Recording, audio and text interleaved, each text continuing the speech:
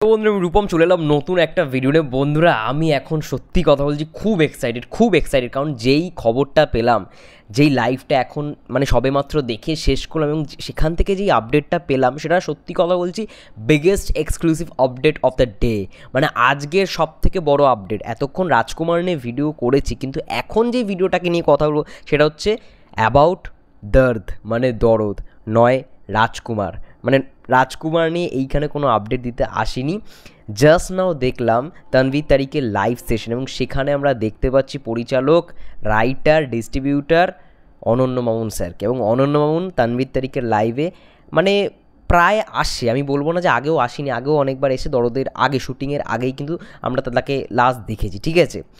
এখন যেই আপডেটটা পেলাম বন্ধুরা, তোমরা যারা যারা দেখেছো লাইভ সেশনটা তারা তো জানোই, কিন্তু যারা যারা দেখোনি শুনলে ছিটকে যাবে। দরদের সিকুয়াল আসবে, ইয়েস, কনফার্ম বাই অনন্য মামুন স্যার, কনফার্মড বাই অনন্য মামুন স্যার, ইয়েস। হ্যাঁ, এবার তখনই আসবে, এই কথাটাও মেনশন করে দিই, দরদের সিকুয়াল তখনই আসবে যদি সিনেমাটা সেই পরিমাণের ব্লকবাস্টার হয়, কারণ এমনভাবেই ক্লাইম্যাক্সটাকে এন্ড করেছেন।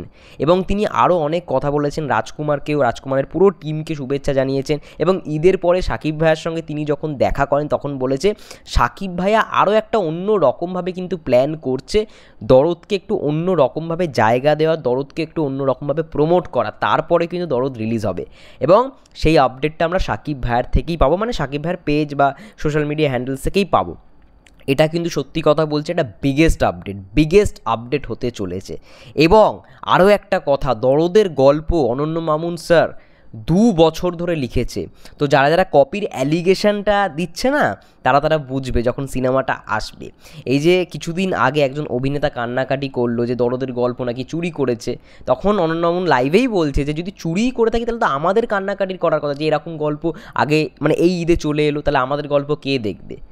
এটা তো অনন্য মামুন নিজেই মানে কাউন্টারটা করছে, এটা সত্যি একদম লজিক্যাল কাউন্টার। যদি হয়েই থাকে তাহলে তো আমি তো পরে আসছি, আমি তো পরের ঈদে বা যাই হোক না কেন যে কোনো দিনই আসি, তোমার পরে আমার সিনেমা রিলিজ হয়, তাহলে তো আমার কাছে কপির অ্যালিগেশনটা আসবে যে আমি কপি করে সিনেমাটা লিখেছি।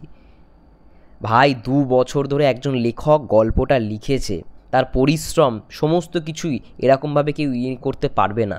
এবং অনন্য মামুন নিজের একটা সিনেমারও উদাহরণ দিল, যেটা এখনও সেন্সার হয়ইনি। সেন্সার কি মানে বোর্ডে আটকে দিয়েছে, মেকআপ বলে একটা সিনেমা, তার কাছে পাওয়ার থাকলে তিনি সব কিছুই করে ফেলতে পারতেন। এই যে একটা পাওয়ারের কথা আসলো না, যে অনেক অনেক বড় বড় নেতা এই সিনেমাটাকে আটকে দিয়েছে বা সেন্সার বোর্ড থেকে করতে দেয়নি, অনেক বাধা এসছে যেই অভিনেতা আর কি তার সিনেমার করছে, তখনই এটা বললো অনন্য মামুন স্যার যে তার নিজের ছবি তৈরি করা একটা মেকআপ, তার পোস্টারও আমি দেখেছি, তোমরাও নিশ্চয়ই দেখেছো, সেটা কিন্তু এখনও মানে রিলিজই হয়নি, রিলিজ কি ব্যান্ড করে দেওয়া হয়েছে। তো সেন্সার বা যারা যারা বোর্ডের মেম্বার তারা যেটা ভাববে সেটাই করবে, সেটা তো আর কেউ দেখে উঠতে পারবে না, সে যত বড়ই পরিচালক, যত বড়ই ডিস্ট্রিবিউটার, অনন্ত রাইটার, ডিস্ট্রিবিউটার, পরিচালক, তাহলে তার কাছে থাকলে তো সেই পাওয়ারটা থাকার কথাই, তাহলে তিনিও কিছু করতে পারেননি তার সিনেমাটার জন্য, মেকআপ সিনেমাটার জন্য। তো এটা কেউ কিছু বলতে পারবে না। কিন্তু হ্যাঁ, এটা সত্যি আজকে আমাদের জন্য খুব খুশির খবর যে দরদের গল্প যা হতে চলেছে সেটা কিন্তু কোনো সিনেমার কপি নয় বা কোনো সিনেমার এইখান থেকে চুরি ওইখান থেকে চুরি নয়, এবং শেষ পর্যন্ত ভাবাবে আমাদেরকে।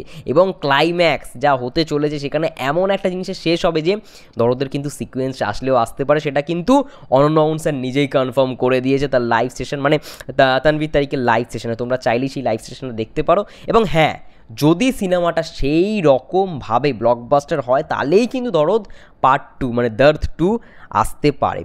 বিশাল বড় আপডেট। রাজকুমার হিট অলরেডি, মানে হিট কি ব্লকবাস্টারের পথে, রাজকুমার নিয়ে প্রায় আলোচনা করছি, কিন্তু এবার চাই দরদ আর তুফান। ব্যাস, তোমাদের কি মন্তব্য অবশ্যই কমেন্ট করে জানাও, এবং এই খবরটা পেয়ে তোমরা কতটা এক্সাইটেড অবশ্যই সেটাও জানাও।